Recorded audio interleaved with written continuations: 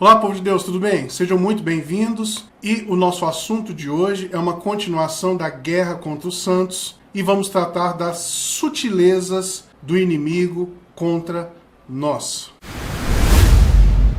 Para iniciarmos nosso estudo de hoje, gostaria de revisitar um texto que nós já vimos anteriormente. 2 Coríntios, capítulo 4, verso 4. Leia comigo na tela. Nos quais o Deus deste século cegou os entendimentos dos incrédulos, para que lhes não resplandeça a luz do evangelho da glória de Cristo, que é a imagem de Deus. O ponto principal que eu gostaria de ressaltar aí, claro, eu sempre deixo em negrito os pontos que são mais importantes para o estudo do dia. O que eu queria ressaltar aí, para que não lhes resplandeça a luz do evangelho da glória de Cristo. Meus irmãos, basta que nós não reconheçamos quem o Senhor Jesus é, quem Deus é. Basta que nós não o coloquemos no lugar de honra que ele merece, para que o inimigo esteja satisfeito, esteja tranquilo para conosco. Porque, em decorrência de nós não vermos Cristo como ele de fato é, Senhor, Salvador, digno de toda honra e de toda glória, aquele que nos ama, que deu sua vida por nós, se nós não vemos dessa maneira verdadeiramente, automaticamente as outras áreas da nossa vida serão afetadas. Então, parece ser coisa simples, não é? Mas essa já é uma das sutilezas do inimigo. Se nós não vemos Cristo onde ele de fato está, onde ele de fato deve estar nas nossas vidas, nós não teremos a noção real do que é o pecado. Não tendo a noção do que é o pecado, não temos clareza quanto à necessidade de termos um Salvador. Consequentemente, a cruz, tanto objetiva, o Senhor Jesus lá no Calvário, quanto a cruz que nós devemos carregar, ficará obscura, ofuscada.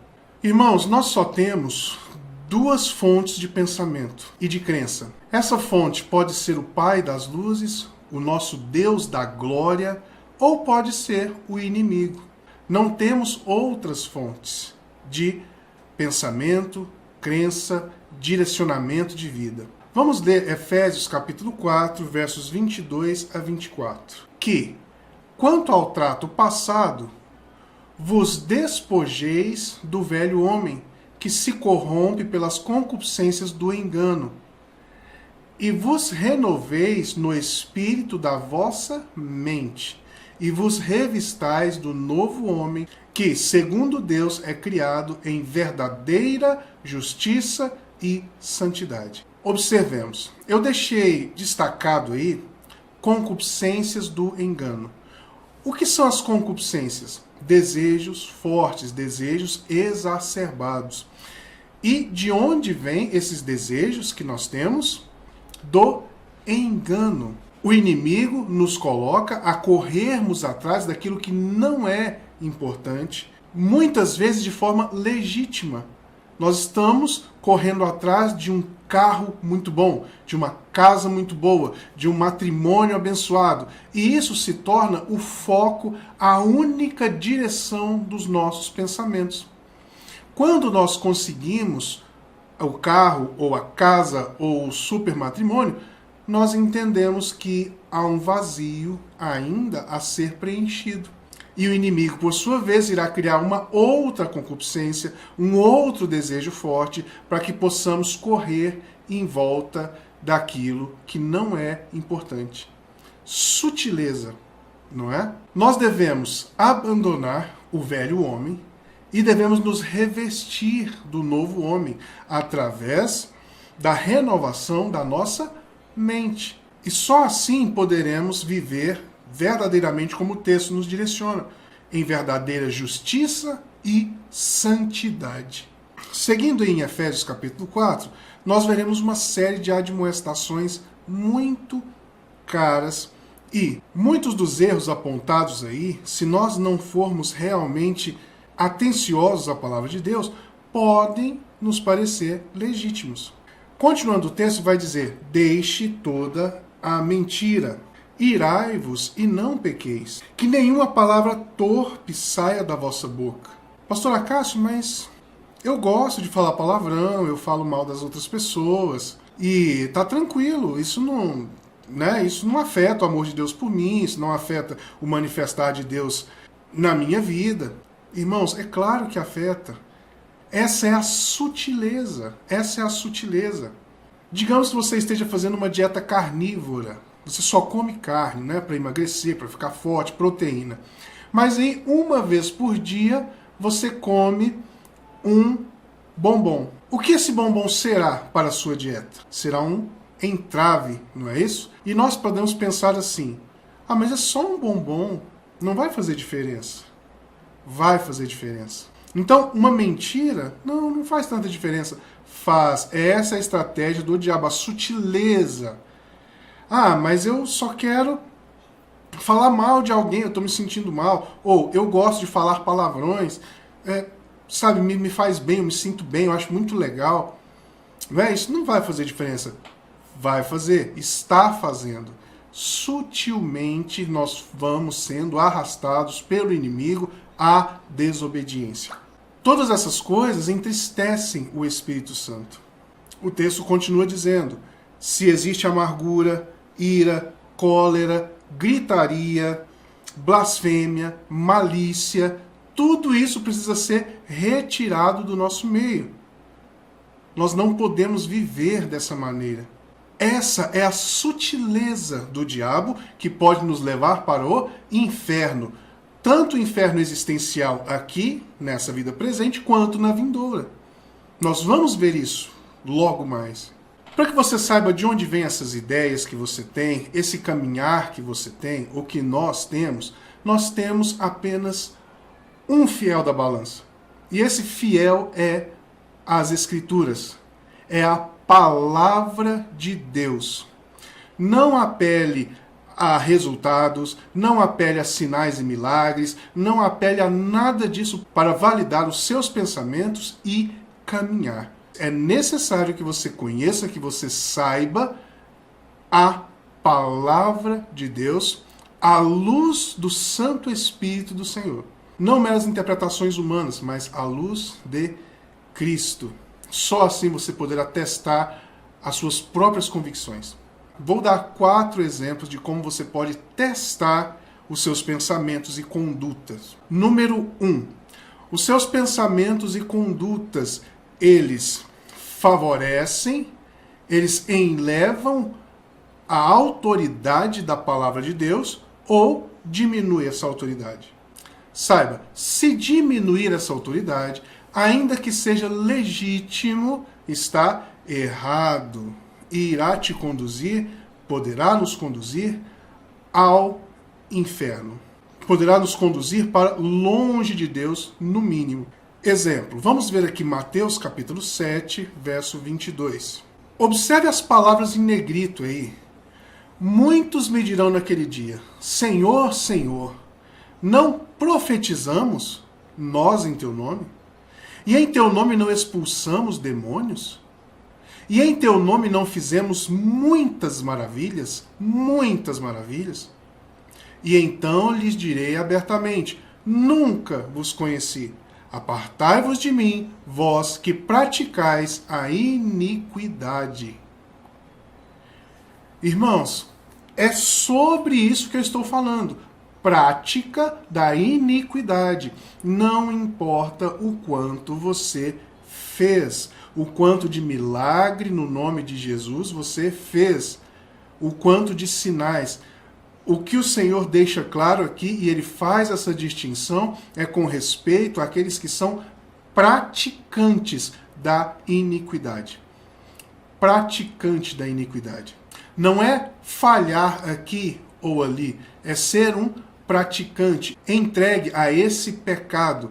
Você é sinagoga, você é habitação desse pecado.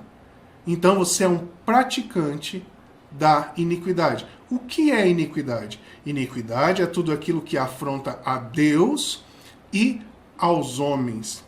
É todo tipo de injustiça, de desonestidade, é o pecado. Então, irmãos, sutileza do inimigo. Ele te coloca a fazer média ponderada. Eu fiz um milagre hoje, eu ajudei, eu dei o dízimo, eu dei a oferta, portanto posso dizer palavras torpes, posso ser irado com os meus filhos, com a minha esposa, com as pessoas à minha volta, porque eu estou fazendo essa média ponderada. Irmãos, isso é coisa, sutileza do diabo. Sutileza do inimigo para nos enredar. Número 2. Distorce a palavra de Deus. Se o nosso pensamento distorce a palavra de Deus, significa que o inimigo já nos alcançou e nós estamos caminhando para o engano, nessa sutileza do engano. Em Isaías capítulo 1, verso 19, está escrito: se quiserdes e obedecerdes, comereis o bem desta terra. Há uma outra versão que diz: se quiserdes e obedecerdes, comereis o melhor que essa terra produz. Então nós tiramos isso do Velho Testamento, colocamos isso no Novo Testamento e fazemos uma aplicação toda distorcida, onde se a pessoa não é rica, se ela não está comendo o melhor dessa terra, significa que ela está em pecado. E que eu nem devo ajudá-la, é um problema dela. Agora, se eu estou sendo abençoado, significa necessariamente que eu estou dentro do propósito de Deus. Por quê? É um sinal. A prosperidade, a riqueza, ou o melhor que a terra produz, é um sinal de que eu de fato sou de Deus. Deixa eu falar para os irmãos, não é. Isso é distorcer a palavra de Deus. Não é porque um está adoecido e empobrecido que ele não tem a Deus. E não é porque o outro está rico, superabastado, que ele é de Deus. Percebe a distorção? Então esse foi o ponto 2. Observemos os nossos pensamentos e condutas. Ponto número 3. Acrescenta-se coisas à palavra de Deus, à metodologia de Deus. Por exemplo, psicologia freudiana, psicologia lacaniana, programação neurolinguística. Percebe? Você tem a palavra de Deus, você acrescenta coisas. Saiba, essa é a sutileza do inimigo para te arrastar, para nos arrastar à derrota, à ruína. E saiba, isso é sutil, isso é de leve. O intuito é que você não perceba. Assim como o cônjuge que trai um ao outro, o intuito é que o cônjuge traído não perceba. Então ele vai fazer com que tudo fique o mais semelhante possível a uma coisa saudável. Estejamos atentos às sutilezas do inimigo. Ponto 4. A palavra de Deus chega a ficar totalmente de lado. Então, não se trata de pecado, não se trata de conduta, não se fala do Senhor mais verdadeiramente, na prática, em verdade. Não se fala de cruz. Aí acabou. Aí acabou. Pastor Acácio, mas como que eu percebo isso? Observe se os seus pensamentos, os pensamentos do pastor, os pensamentos daqueles os quais você está exposto, se eles de fato têm um programa de ação para servir a Deus e resistir ao diabo. Um programa efetivo. Não adianta, irmãos, nós ficarmos na congregação, o pastor perguntando quem é contra o pecado? Aí todo mundo, eu. Quem não gosta do diabo? Eu. Ninguém gosta. O diabo é sujo e Jesus é lindo, o diabo não presta. Não adianta ficar fazendo isso. Não adianta. É necessário que haja um propósito, um caminho. Por quê? Essas mesmas pessoas que dizem isso, passado 1, 2 minutos, está boca suja, irado, odiando as pessoas. Não adiantou. Ou seja, observe se a palavra de Deus simplesmente não foi deixada de lado. Tudo, irmãos, deve ser provado pela palavra. Como eu disse anteriormente, é o único fiel dessa balança, é a palavra de Deus.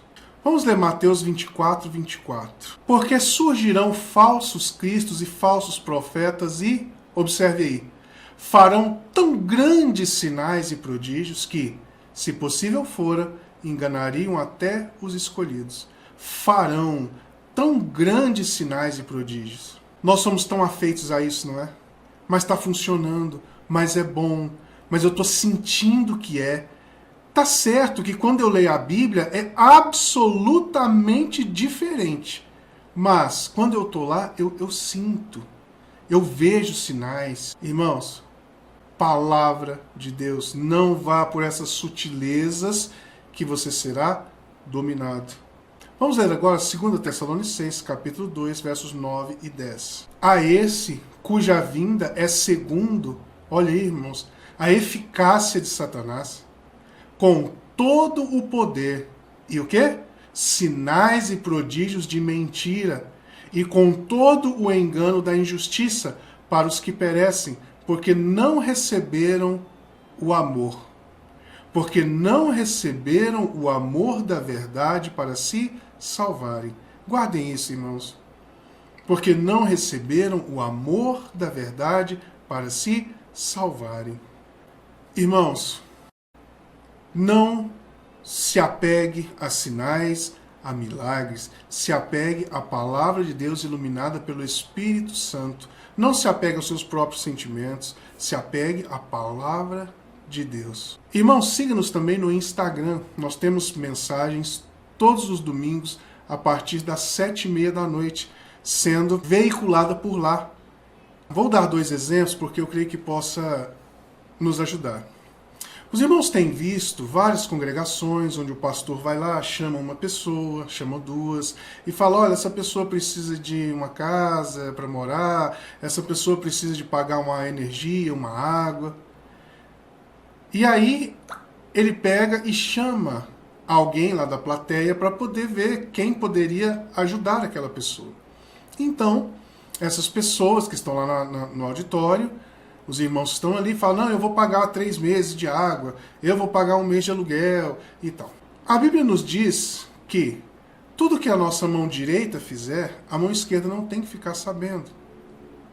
Mas nós vemos nesses ambientes uma espécie de show, emocionalismo, e todos ovacionam e batem palmas. O pastor se levanta e fala, olha, eu quero fazer uma doação, eu vou doar o meu carro agora para missões. E o Senhor Jesus, sempre que fazia alguma coisa, algum milagre, ele falava, olha, não conta para ninguém. Faça o que você tem que fazer. Mas aí, você sente, você fala, nossa, que coisa linda, que coisa maravilhosa. Nossa, aquele pastor de fato é de Deus. Olha que sinal, olha que liberalidade. Mas quando você vai na palavra de Deus, você vê que é absolutamente diferente. É o contrário que Jesus manda fazer. Então, deixa eu te dizer, fique com o que o Senhor Jesus manda fazer. E saiba, essas pessoas estão sendo enganadoras na maioria das vezes. Elas estão sendo enganadas e, consequentemente, sendo enganadoras. Outro exemplo.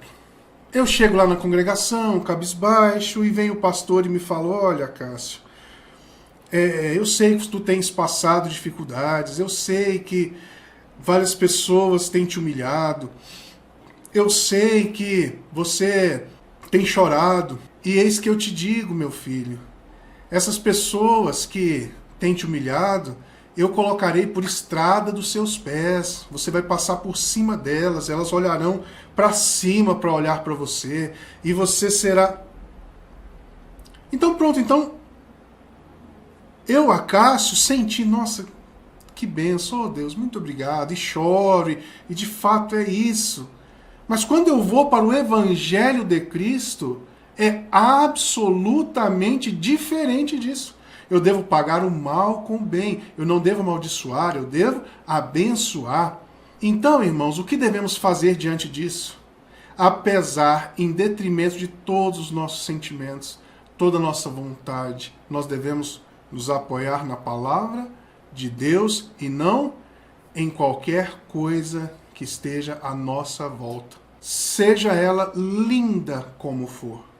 Apoiemos-nos na palavra de Deus iluminada pelo Espírito Santo. Eu sou o pastor Cássio, faço parte do Ministério da Verdade que Liberta, e o nosso compromisso é com o crescimento saudável do corpo de Cristo. Muito obrigado por assistir, fiquem com Deus e até a próxima.